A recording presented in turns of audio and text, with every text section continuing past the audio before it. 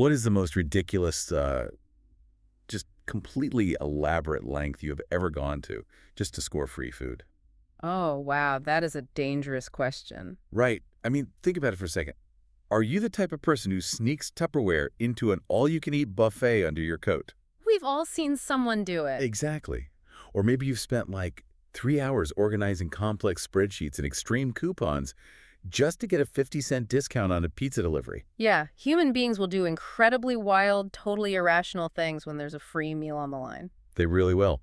And, if you enjoy unpacking these wild stories of human nature with us, please hit that subscribe button, like this video, and drop a comment down below. It genuinely helps the Simplified Summary channel keep bringing you these deep dives every single week. It really does. So today, let's look at a story that takes this everyday greed to an absolutely legendary level. Yeah, it really sets the gold standard for elaborate food heists, I'd say. Today, we are looking at a masterpiece of social satire from early 20th century India. We're diving into the renowned Hindi and Urdu writer Munshi Premchand's famous Mansarovar collection. And specifically, we are focusing entirely on one brilliant short story titled Nimantran. Which translates to the invitation, right? Exactly, the invitation. And the mission for this deep dive is to really unpack this specific comedy to see what it tells us about ourselves.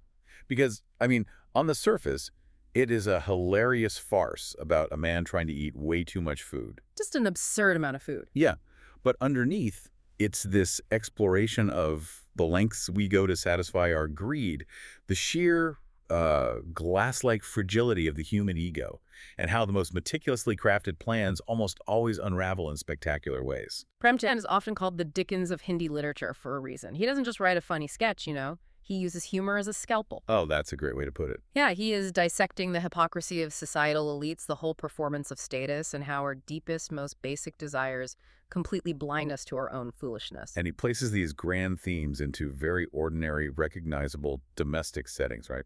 He does. Which brings us perfectly to our protagonist, Pandit Moteram Shastri. Yes, Moteram. When we first meet him, he is experiencing a level of euphoria that most of us only dream of. Truly.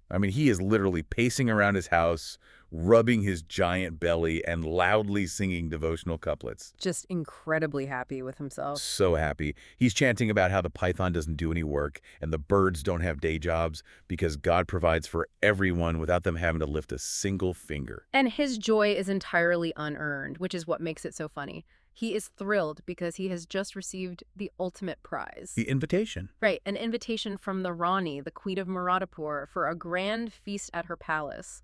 But there is a very specific catch to this invitation, and it's rooted deeply in the cultural context of the time. Wait, what's the catch? The Rani hasn't just invited Moteram to come over for dinner. She has requested that he bring 7 Brahmins to partake in this feast. Okay, let's pause and explain that dynamic for a second, because it's the engine for the whole plot.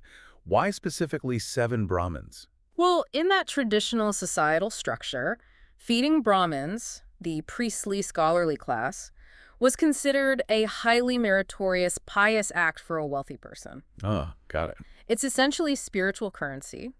The Rani is wealthy, and by feeding 7 holy men, she is fulfilling a spiritual quota to acquire good karma and societal blessing. So it's a transaction. Completely. She provides the calories, and they provide the spiritual validation. But Moteram sees an opportunity to entirely monopolize this transaction. Oh, he absolutely does. He goes to his wife, Sona, and instead of saying, let me go down to the temple and find 6 of my learned colleagues to join me. Which would be the normal thing to do. Right. Yeah. Instead, he decides he is going to hoard every single one of those 7 spots for his own household. He plans to take his 5 hungry sons himself, and then he looks at Sona and hatches a scheme of pure, desperate genius. It's so bonkers. He tells his wife Sona that she is going to be the 7th Brahmin. I just love this part. His master plan is to dress her up as a man. He tells her she will adopt the alter ego of Pandit Moteram Shastri. Sonarum. Yeah.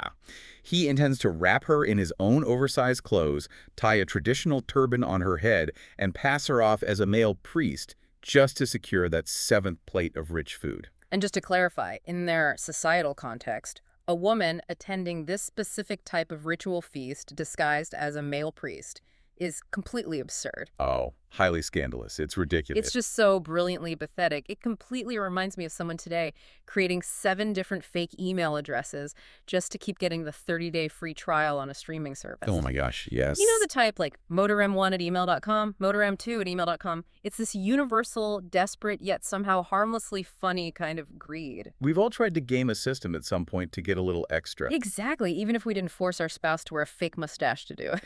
That is the perfect modern equivalent.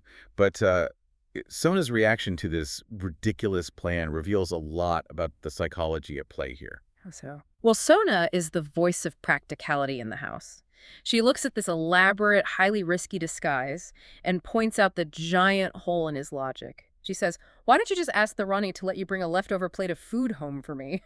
Which is the most logical solution in the world. You get the food, you avoid the ridiculous disguise, and there is zero risk of public humiliation. Right. But Moteram acts like she just insulted his ancestors. He flat out refuses. And this is where I find his character so fascinating. If he just wants the food, if this is purely about gluttony, why does the physical location of where they eat matter so much to him? Because you've hit on the core of his character. His gluttony is deeply intertwined with his ego. Moteram tells Sona that bringing a plate home carries the stigma of begging. Oh, I see. Yeah, it lowers his status to that of a commoner asking for scraps. Whereas sitting inside the palace, being waited on by royal servants, and eating the food directly from the host has a completely different honor attached to it. So it's about the optics. Exactly. He doesn't just want to eat, he demands to be treated like a highly respected VIP while he eats. The performance of being an honored guest is just as delicious to him as the meal itself. He wants his cake, he wants to eat it, and he wants the queen's servants to fan him while he does it. Perfectly said. But no matter how airtight Moteram thinks his family disguise is, he's forgotten one crucial variable, which is nosy neighbors. The worst kind of variable. And his neighbor isn't just nosy, he's his biggest professional rival. Enter Pandit Chintamani. He lives right next door. And, you know, in a tight-knit community, any break in the daily routine is a massive red flag. Yeah, you can't hide anything. Nope. Chintamani spots all of Moteram's kids gathered together in the middle of the day, scrubbed clean and looking expectant. He instantly smells that something profitable is happening without him. So Chintamani wanders over and starts asking questions. And Moteram's absolutely panicking. The thought of sharing this feast is physical torture to him. It really is. So he lies through his teeth, claiming he's just giving the boys a pop quiz to test their reading skills. But Chintamani isn't buying it. He decides to bypass Moteram and interrogate the youngest son, Feku. Which is a brilliant tactical move by Chintamani. Feku is the wild card here. Right, he's just a kid. He's too young to fully grasp the high stakes of this conspiracy. So when Chintamani asks little Feku what book he's supposedly studying, Moteram jumps in, constantly interrupting. He has to do damage control. Exactly. He realizes he has to actively coach his sons right in front of his rival to maintain the lie that they are just unrelated students he is bringing to the feast. The panic in this scene is so palpable. Moteram is frantically barking orders at his kids. He points to his son, Bhavani, and says, "Remember, if anyone asks, your father's name is Gangu Pandey." It's so funny. And then he turns to Feku and says, "And your father is Sitaram Pathak." Yeah. I mean, he is literally erasing his own paternity right in front of his kids just to get a few extra servings of sweets. And of course, the tension builds until it violently snaps. Chintamani accuses Moteram of hiding a feast. Moteram hurls an insult back. It goes off the rails. Completely. And suddenly, these two learned, respected men of the community are literally at each other's throats. It escalates from a passive-aggressive interrogation into a full-blown physical and verbal wrestling match in the dirt. Wait, hold on. This is where I have to step back and look at the bigger picture. These two men are the religious elites of their village. Yes, they... People go to them for spiritual enlightenment, moral guidance, and the interpretation of sacred texts. And here they are, rolling around in the dust, wrestling like toddlers, fighting over a toy, all because of a free lunch. Yeah, pretty much. How does Premchand justify this extreme shift in their behavior? Well, he doesn't justify it. He uses it to expose them. Premchand is laying bare the massive hypocritical gap between their supposed spiritual elevation and their actual base human desires. Yeah, I love that. And the genius of the scene is in how they fight. They aren't just throwing crude punches. They are actively chanting religious mantras at each other as battle cries while they grapple. Yes, I remember this. Moteram yells out, Mahabali Vikram Bajrangi, calling on divine strength, and Chintamani counters by screaming, Boot Pishat Nikat Nahiyavi, aiming to ward off evil spirits. Exactly. They are weaponizing verses from the Hanuman Chalisa against each other. Mhm. It's like two tenured literature professors having a fistfight in a parking lot while aggressively reciting Shakespeare sonnets at each other. It is so utterly hypocritical. It gets even better, actually. When Moteram points out that the verse Chintamani just yelled isn't even in the actual scripture, Chintamani proudly claims he just composed it on the spot. Wow. Unbelievable. It perfectly demonstrates how they use their religious knowledge not for enlightenment or peace, but as tools for ego, dominance, and intimidation. The brawl is a physical manifestation of their spiritual bankruptcy. That's exactly it. They are fighting over scraps of food while pretending to be kings of theology? So the private shame of this dusty street fight is about to be dragged into the light. Because despite Moteram's desperate grappling, Chintamani learns the truth about the Rani's invitation from a passing servant. The jig is up. The jig is well and truly up. Armed with the truth, Chintamani successfully blackmails his way into the group. Now this whole bloated, bruised, and highly suspicious entourage has to make their way to the palace. But pay attention to how Moteram handles the departure. Even though his kids are starving and his own mouth is watering at the thought of the food, he doesn't rush over.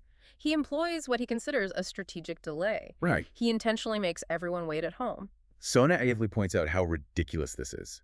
She asks him why they aren't leaving, and he basically tells her she lacks the high-level psychological understanding of being an elite guest. Oh, he's so arrogant about it. He argues that if they run over to the palace immediately, the Rani will think they are greedy, starving beggars. By making her wait and forcing her to send an emissary to fetch them a second time, he believes he is creating the illusion of a busy, dignified scholar who barely has time to attend her little feast. It's an incredibly fragile performance of dignity. He's attempting to mask his ravenous gluttony with a thin veneer of indifference. Yeah. But once they actually cross the threshold into the palace, that mask completely disintegrates. The environmental contrast Premchand sets up here is stunning. You have this transition from their dusty neighborhood and their petty street fight into the grand, opulent setting of the Rani's palace. It's quite a shift. They walk into this massive, cool room. The Rani, a wealthy woman, is lounging comfortably on a lavish, throne-like seat, leaning against thick, embroidered pillows. And above her, electric fans, which were a massive, staggering luxury at the time, are blowing cool air down on her. The hidden layer here is the economic reality entirely subverting the traditional caste hierarchy. Theoretically, the priests hold the highest spiritual status, right? Right. The Rani is supposed to be seeking their blessing, but look at the actual power dynamic. She holds all the cards. She has the wealth, the comfort, and most importantly, the food. The ultimate leverage. Exactly. The extreme poverty and desperate gnawing hunger of the priests is contrasted against her casual, almost bored display of wealth. And because she holds the food, these supposedly holy men are instantly reduced to dancing monkeys for her amusement. The second they are in her presence, Moteram and Chintamani launch into what I can only describe as the sycophancy Olympics. That is a perfect name for it. They're practically tripping over their own robes, trying to be the first to flatter her. Chintamani takes the lead, reciting these wild, exaggerated praises. He starts calling her Yashoda. For context, in Hindu mythology, Yashoda is the deeply beloved foster mother of Lord Krishna. That's a huge compliment. Massive. She is the ultimate symbol of maternal love, generosity, and nurturing. By calling the Rani Yashoda, Chintamani is buttering her up on a cosmic scale, hoping it translates to larger portions on his plate. And Moteram, deeply jealous that his rival is scoring points, tries to undercut him. He bows to the Rani and claims that Chintamani is just his junior, inexperienced disciple. Throwing him right under the bus. Oh, instantly. They are actively demeaning themselves and each other. The dignity Moteram was so worried about preserving by delaying their arrival vanishes the second he smells the kitchen. Money and food completely command the room, not piety. The Rani knows exactly what they're doing. She is no fool.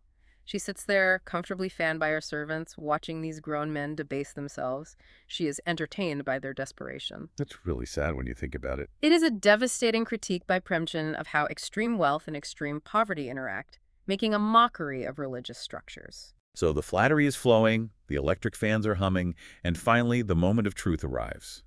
The feast is laid out before them. And we are talking about a serious sensory overload of a spread. The best food imaginable. The rich aromas of ghee, fresh curries, and warm sweets are filling the room. The children are practically vibrating with anticipation. But no matter how perfectly you set a table, every house of cards eventually falls. It always does. The weakest link in Moteram's master plan is about to be brutally exposed. The food is literally inches away from them. But before anyone is allowed to take a single bite, the Rani decides to have a little fun. Uh-oh. She is highly perceptive, and she senses something is very off about this mismatched, odd-looking group of independent Brahmins. She zeroes in on the youngest, little Feku. She bypasses the adults entirely and offers Feku a bribe. She leans in and promises him an extra piece of candy right then and there if he simply tells the absolute truth about who his father really is. Oh, this is the exact moment of betrayal. Yes. Moteram is glaring at Feku.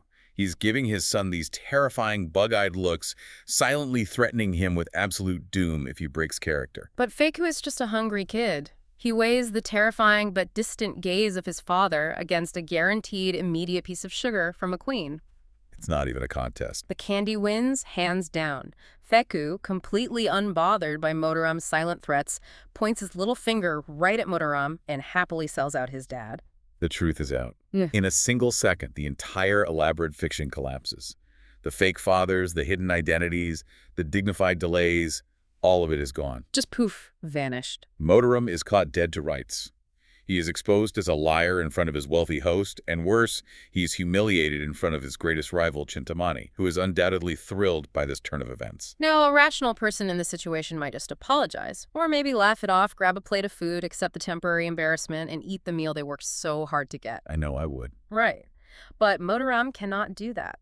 This is where the ego trap snaps shut on him. Instead of eating, he goes entirely on the offensive. He fakes absolute righteous outrage. He acts as if he is the victim of a grave insult. The audacity. I know. He dramatically claims that his dignity has been dragged through the mud by this line of questioning. He starts loudly cursing Chintamani, blaming him for bringing disrespect into the room, and then he does the unthinkable. He storms out of the palace. He chooses to leave. He takes his crying, starving children who were staring longingly at the untouched feast they were just about to eat, and he marches them all right out the door into the dusty street. It's like a gambler who has lost everything but refuses to leave the casino table because walking away means officially admitting defeat. That's a great comparison. Moteram isn't just walking away from a meal, he's walking away to protect the fiction, that he is still a dignified, unbothered priest. Which brings us to the incredible irony of this entire story. Moteram plotted, lied to his wife, wrestled his neighbor in the dirt, and abandoned every shred of his actual dignity, all for food. All of it. But at the very last second, his incredibly fragile ego forces him to walk away from the exact thing he was craving. His pride literally starved him. It is a brilliant, timeless psychological observation. Premchand uses this comedic farce to deliver a tragedy of human nature. Greed is what built the trap. Yeah. The elaborate lies, the frantic coaching of the kids, that was all driven by greed. But ego is what locked the cage. Moteram could have easily survived the embarrassment of being caught in a lie, but he could not survive the psychological pain of admitting he was embarrassed. That is so true. He chose physical starvation over ego starvation. It's just wild to picture him walking all the way home. His stomach is growling, his kids are crying in disappointment, but he's marching along telling himself, well, at least I kept my pride intact. But who is he really fooling? The Rani knew. Chintamani knew. The servants knew. He only fooled himself. Exactly. And that is the lingering power of a writer like Premchand. We laugh at Moteram because his actions are so extreme and absurd. But the underlying mechanism, sabotaging our own happiness or our own goals because we refuse to admit we made a mistake, is entirely relatable. It really is. Humans often prefer the sharp pain of missing out to the dull ache of looking foolish. Which leaves us with a really provocative thought to chew on as we wrap up today's deep dive. When Moteram walked home with an empty stomach, but his so-called pride intact, he genuinely thought he had won a moral victory. But how often in our own lives do we construct these elaborate lies or hold on to rigid expectations to get what we want, only to sabotage ourselves right at the finish line because we refuse to admit we were wrong? We do it all the time. We blow up relationships, we ruin career opportunities, and we walk away from the table just to save face. So I have to ask you listening, is protecting our ego ever truly worth going hungry? That is a fantastic question to leave them with, and a perfect summation of Premchand's genius. Thank you so much for joining us on this deep dive into the absurd, hilarious, and ultimately tragic world of Pandit Moteram Shastri. We hope you enjoyed exploring the muddy, messy waters of human ego and satire with us. And remember, before you go, please make sure to subscribe to the Simplified Summary channel, hit that like button, and comment down below on what your absolute favorite funny moment from Nimantran was. Was it the Hanuman Chalisa wrestling match? The fake email analogy? Let us know. Until next time, keep learning, stay curious, and please don't let your pride keep you from enjoying a good meal.